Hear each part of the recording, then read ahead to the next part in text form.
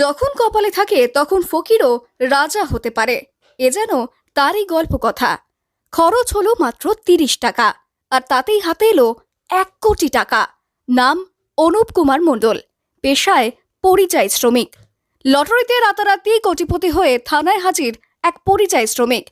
মুর্শিদাবাদের সাগরপাড়া থানার নওদাপাড়ার ঘটনা। নওদাপাড়া বাজার এলাকায় ডিয়ার লটারি বিক্রেতা নিমাই মণ্ডলের থেকে ৩০ টাকা দিয়ে ৫ সেমের একটি লটারির টিকিট কেটেছিলেন পেশায় পরিযায়ী শ্রমিক অনুপ কুমার মণ্ডল, আর তাতেই ভাগ্য ফেরে অনুপের। এদিন রাতে খেলা শেষ হতেই ওই ব্যক্তি খবর পান তার কাটা টিকিটের নম্বরে প্রথম পুরস্কার উঠেছে। এরপরেই নিকট আত্মীয়দের সঙ্গে আলোচনা করে শটান সাগরপাড়া থানায় চলে যান অনুপ।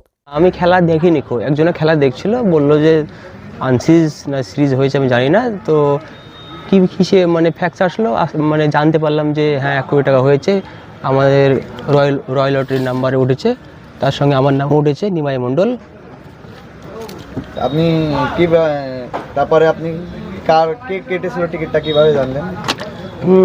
মানে টিকিটটা উনি কেটেছিল, আমার কাছে রেখে গিয়েছিল, দিয়ে যখন জানতে পারে যে ওনার ফার্স্ট প্রাইজ হয়েছে তখনই ও চলে আসে আমার কাছে, আর আমি ওকে ট্রান্সফার করে দিই। আচ্ছা, আপনি একদিনেই কোটিপতি হয়ে ওই পরিযায়ী শ্রমিক জানিয়েছেন লটারির টাকা দিয়ে ছেলে মেয়ে পরিবারকে নিয়ে ভালোভাবে জীবন কাটাতে চাই। সন্তানদের ভালো শিক্ষা প্রতিষ্ঠানে ভর্তি করে তাদের ভালোভাবে লেখাপড়া করাবো। তখন ভাবলাম উপরওয়ালার আশীর্বাদে আমার ভাগ্যে ফার্স্ট প্রাইজ একটা হয়েছে। আমারও আশা ছিল উপরওয়ালা কোনোদিন না কোনোদিন আমাকে একটা ফার্স্ট প্রাইজ দিবে। আচ্ছা, আপনি কি এটা কন্টিনিউ কাটতে থাকতেন? আমি কন্টিনিউ কাটতে থাকতাম। আমার সংসারে বাধা পড়ে, ছেলে থেকে মেয়ে থেকে সবাই মানা করে, বউ মানা করে লটারি কেটো না কেটো না। পরিবারের লোকজন কেমন খুশি? পরিবারের লোকজন খুশি, প্লাস পরিবার থেকে চাপ সৃষ্টি যে আর জনের লটারি কাটা না হয়।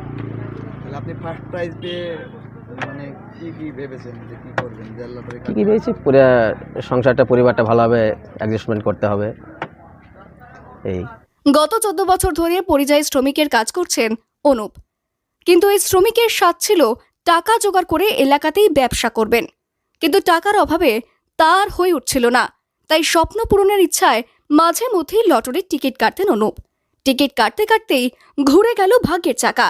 তারপরেই নিজের সুরক্ষার জন্য রাতেই হাজির সাগরপাড়া থানায়, পুলিশের কাছে সাহায্য চান।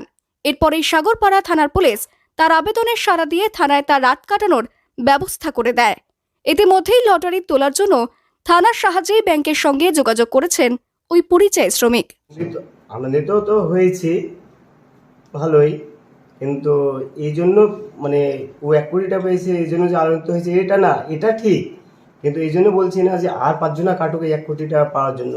এই লটারি কাটায় লটারিতে অনেক মানুষ নিঃস্ব হয়ে গেছে, সর্বশান্ত হয়ে গেছে। এবার ও পেয়েছে এর জন্য যে আরও ৫ জনা পাবে না এটা না, কিন্তু সর্বশান্ত সবচেয়ে বেশি হয়েছে। আমি এটাই বলতে চাইছি যে যার যেমন সামর্থ্য সেই অনুযায়ী কাটুক, সংসার ফ্যামিলি সব ঠিক রেখে যদি মানে কিছু বাঁচে সেই অনুযায়ী কাটুক, যদি কোনোদিন হয় এরকম। মুর্শিদাবাদ থেকে কৌশিক অধিকারের রিপোর্ট, লোকাল 18 বাংলা।